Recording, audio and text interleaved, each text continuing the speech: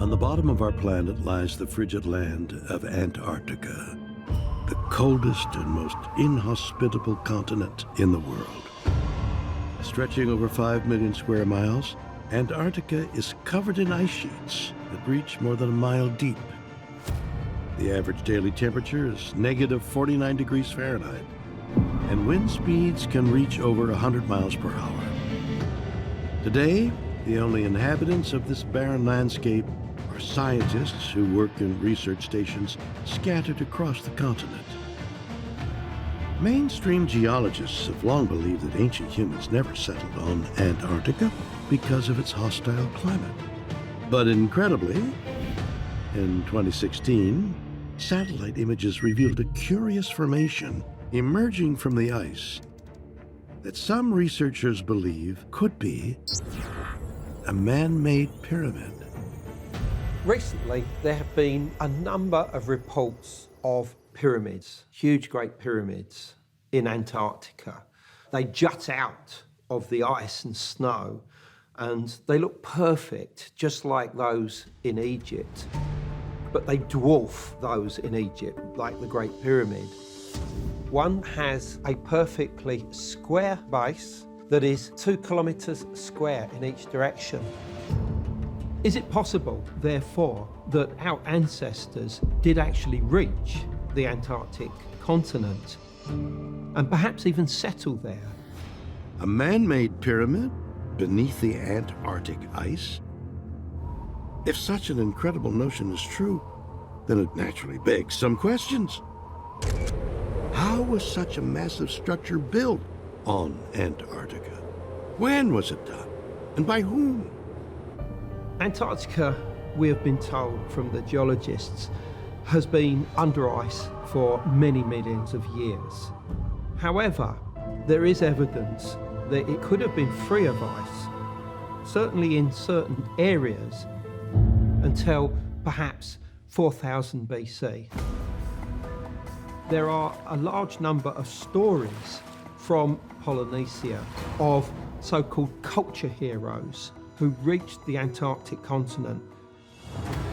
A French academic by the name of Argon put together all of these different stories in a book titled Out of Antarctica. The Polynesian people's stories describe this strange land with these white rocks that come out of the water, which are icebergs, and other creatures such as seals and penguins, and seem to describe an area that we now know as Antarctica. The Polynesian peoples believed this was the place of the ancestors, and they said this is where we came from originally. Why did they believe this, if this was untrue? Is it really possible that the coldest place on Earth was once warm enough to be inhabited by humans? Well, in 2017, German geologists collected core samples from deep within the frozen Antarctic seafloor in order to analyze what the continent's climate might have been like thousands of years ago. What they discovered was astonishing. In the case of that expedition in early 2017, we used a very special seafloor drill rig that hasn't been used before in Antarctica. So when we used this special drill rig and the sediments came up, we saw immediately more than 60 different taxa of plants, similar to something that you would find in a rainforest, in a temperature regime that was similar to what we today know from northern Italy. And finding that on the Antarctic continent, that was the most exciting thing, because the climatic conditions doesn't today allow any vegetation to survive under those conditions. So based on that location and the environment we found, I think that the Antarctic continent and the secrets that still need to be recovered will tell us a lot about planet Earth. Cairo, Egypt. Sitting atop a plateau just a few miles west of the Nile River, is the Giza Necropolis, perhaps the most famous collection of ruins in the entire world. Believed to be constructed during ancient Egypt's 4th dynasty, around 2550 BC, these limestone monuments attract thousands of tourists every day who come to marvel at the immense pyramids, forbidding tombs, and a mysterious stone sentinel known as the Sphinx. I think you can argue that the Sphinx is the most recognizable statue anywhere in the world. Its scale is immense. It's one single piece of stone. It is cut from the natural rock of the Giza Plateau. The Sphinx stands 240 feet long, 66 feet tall, and 62 feet wide. For thousands of years, this massive statue has been an object of both fascination and wonder. But even after centuries of study, the Sphinx holds many secrets that archaeologists are still trying to unravel. The Sphinx that we know today, the Sphinx from the Great Pyramids of Giza, is the most famous of all sphinxes. But there are sphinxes all over ancient Egypt. There are smaller sphinxes. There's an avenue full of sphinxes between the temples. But the Great Sphinx at Giza is something very different. It's a single sculpture. It sits in a very particular place.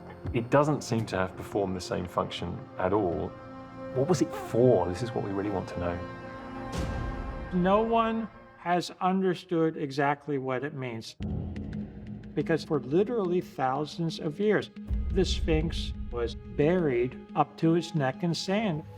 So it's only a head sticking out of the sand for much of its history. There is a very famous painting of Emperor Napoleon standing in front of the Sphinx, buried still at this point up to its shoulders. You might think, what has Napoleon got to do with Egypt and the Sphinx? Well, in fact, Napoleon led an invasion of Egypt in 1798, which had a big impact back in Europe in raising awareness and interest in ancient Egypt sites. It wasn't until the 1920s that a team of archaeologists, led by engineer Émile Barrès, succeeded in unearthing the Sphinx from the desert sands. They were able to expose it and to reveal for the first time in centuries that this was not just a head, a disembodied head, but a full Sphinx sculpture. And this is a watershed moment for us understanding the Sphinx. Archaeologists and Egyptologists like myself believe that the Sphinx was sculpted around 2500 BC by King Khephren as a part of his funerary complex. But a lot of scholars disagree about the Sphinx, and there's a lot of mystery surrounding when was the Sphinx actually sculpted. One of the most important documents we have to do with the dating of the Sphinx is the inventory stela. This is a commemorative stone that actually records details of how the pharaoh Khufu repaired the Sphinx after it was struck by lightning. The significance of this is that Khufu came before Khafre, the pharaoh who is conventionally said to have constructed the Sphinx. The inventory stela has an inscription that goes back to about 4,600 years ago. And that inscription says that the Sphinx is a much older structure that the Egyptians adopted and repaired and venerated. Based on the inscriptions on the inventory stela, there are some archaeologists who believe that the Sphinx is so ancient that it could predate any records in human history that are known to exist. And some researchers are convinced that physical evidence of the Sphinx's true age can be found on the structure itself. The first time I visited the Sphinx was in the summer of 1990. My early studies of the Sphinx looked at the erosional features on the body of the Sphinx and comparing that to other erosional features right on the Giza Plateau. And what I found was the body of the Sphinx and the walls of the Sphinx enclosure are weathered differently than everything else on the Giza Plateau. The rest of the plateau shows classic wind erosion, but what is on the Sphinx is water weathering. It's rainfall, precipitation, and this makes no sense when the Sphinx is sitting on the edge of the Sahara Desert that has been a bone-dry desert for literally thousands of years. So what I concluded is that the body of the Sphinx, and therefore the original statue, had to go back to pre-Sahara times, when there was a much more temperate climate, much more moisture, much more rainfall, and it has to go back not just a little bit into that period, but quite far back, given that we have incredible amount of weathering and erosion on the Sphinx. I now think that it goes back to the end of the last ice age, circa 10,000 BC. I am convinced that it is a ruin from pre-dynastic Egypt. Cincinnati, Ohio. Just outside the city, on a normal suburban street, in an ordinary neighborhood, is the home of Greg and Dana Newkirk. From the outside, their home is not much different from any other house on the block. Get some fork action going on. Yeah. But inside, it contains something quite extraordinary. Because there is a room in the basement that is filled with a collection of strange objects sent by people from all over the world that are believed to be cursed.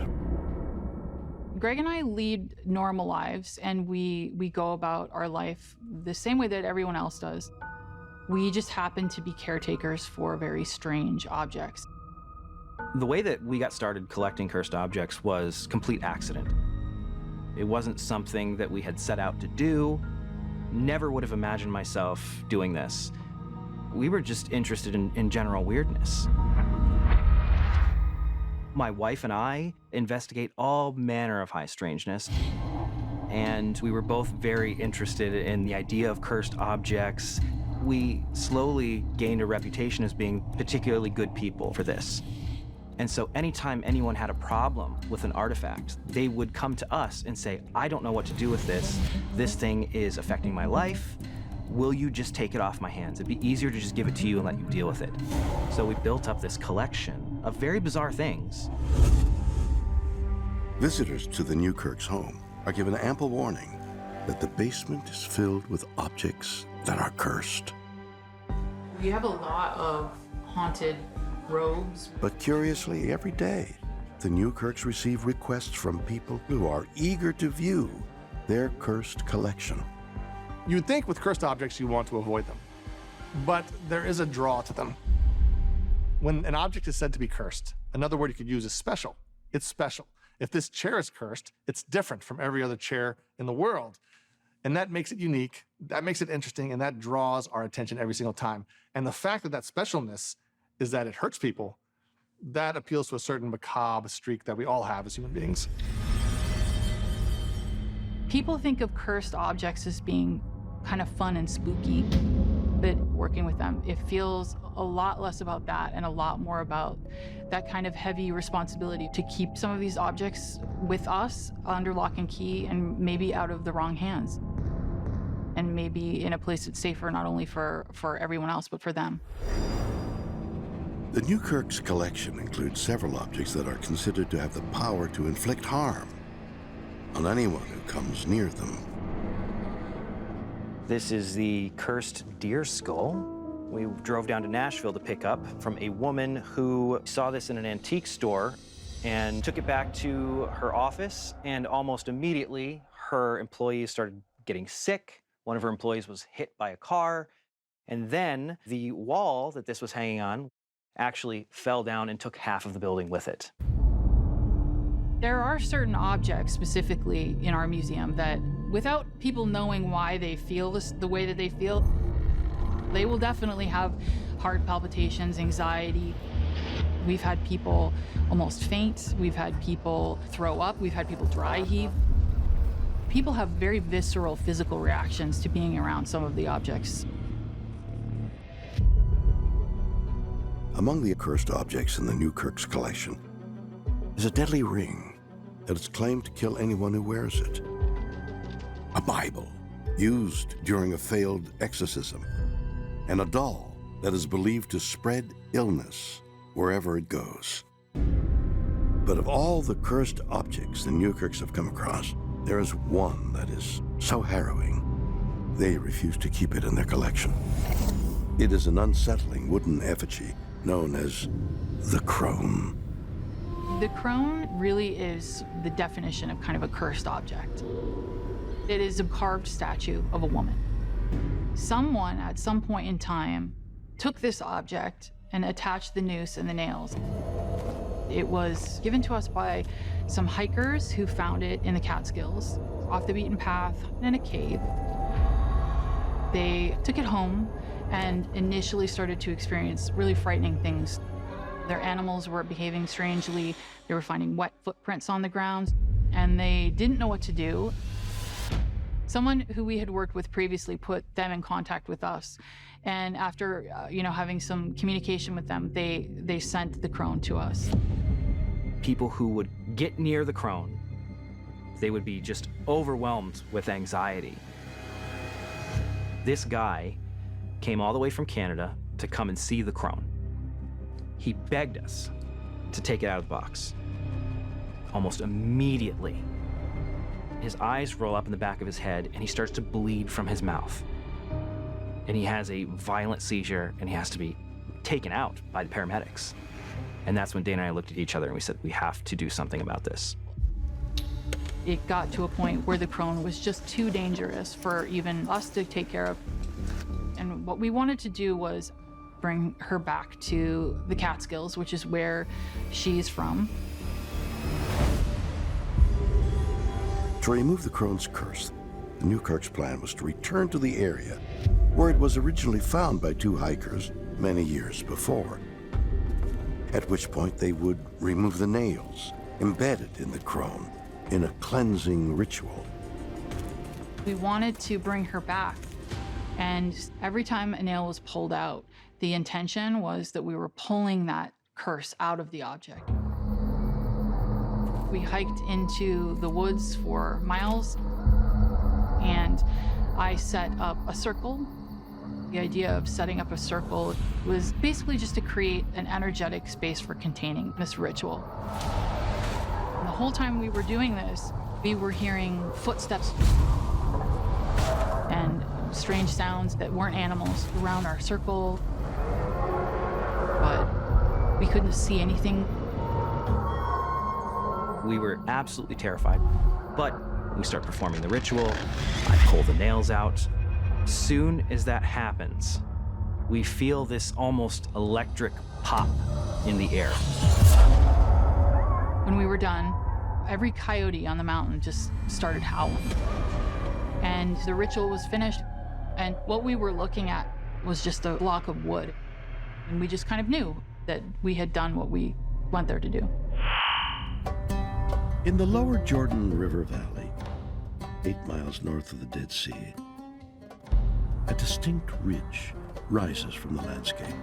But this is no ordinary ridge, because buried under layers of dirt and rock are the ruins of an ancient city that dates back almost 4,000 years.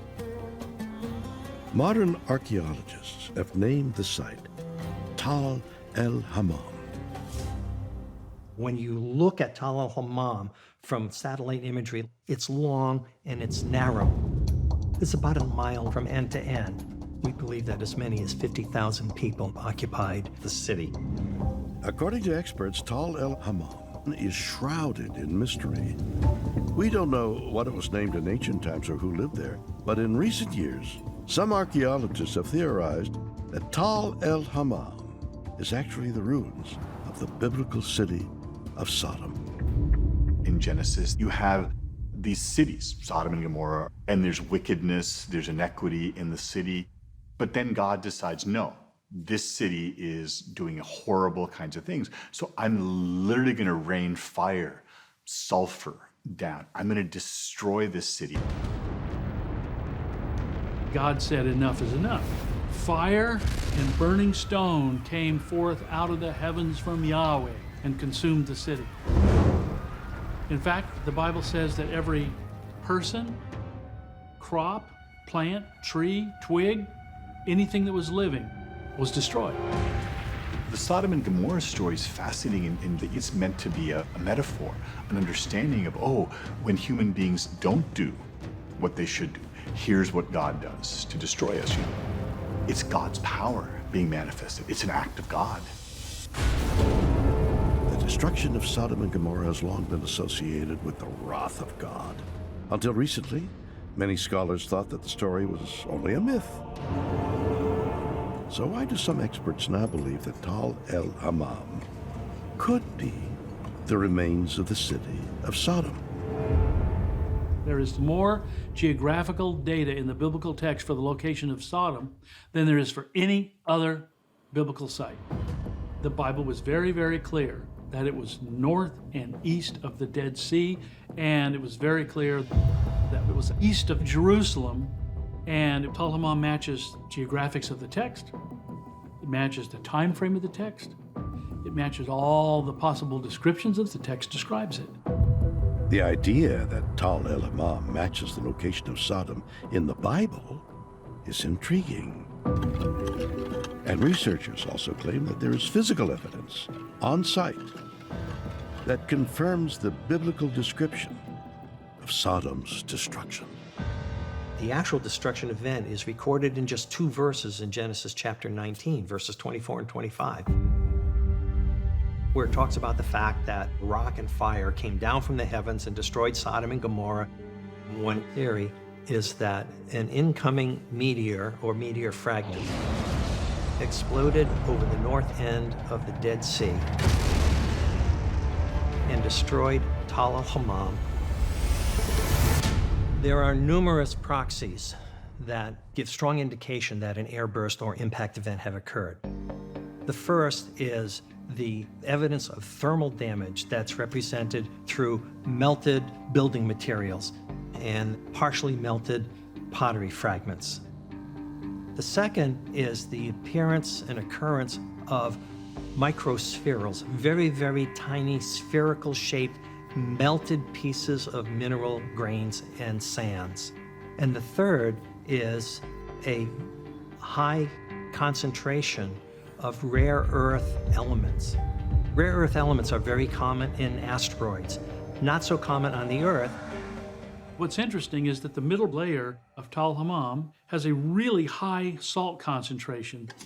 It's so salty that a lot of times we excavate pottery that's just coated with thick salt crystals. That's pretty unusual. Why is that layer so salty? Well, it's the same salt as found in the Dead Sea. Probably because this airburst event pushed a massive amount of dirt, water, and salt over the landscape. A meteor explosion in the sky? If Tal el-Hammam really was Sodom, could such an explosion be the reason why the city is now buried in dirt that has a high concentration of salt? Some experts believe the answer is yes, and they point to the biblical story for further evidence of the connection between the destruction of Sodom and salt. The story of Sodom essentially picks up in Genesis 19, where you have these 2 angels that look like men who travel down to visit Lot, who's living down in Sodom. And Lot shows them tremendous hospitality. And you're supposed to be kind to immigrants. You're supposed to be kind to foreigners, as Lot has done. God has decided to destroy the city because of its wickedness. So the angels grab Lot and his family, and as they're leaving Sodom, the angels give them the command, don't even look back. And then you have this fascinating detail where it says that Lot's wife turned and looked back and she turned into a pillar of salt. What could be the significance of Lot's wife turning into a pillar of salt?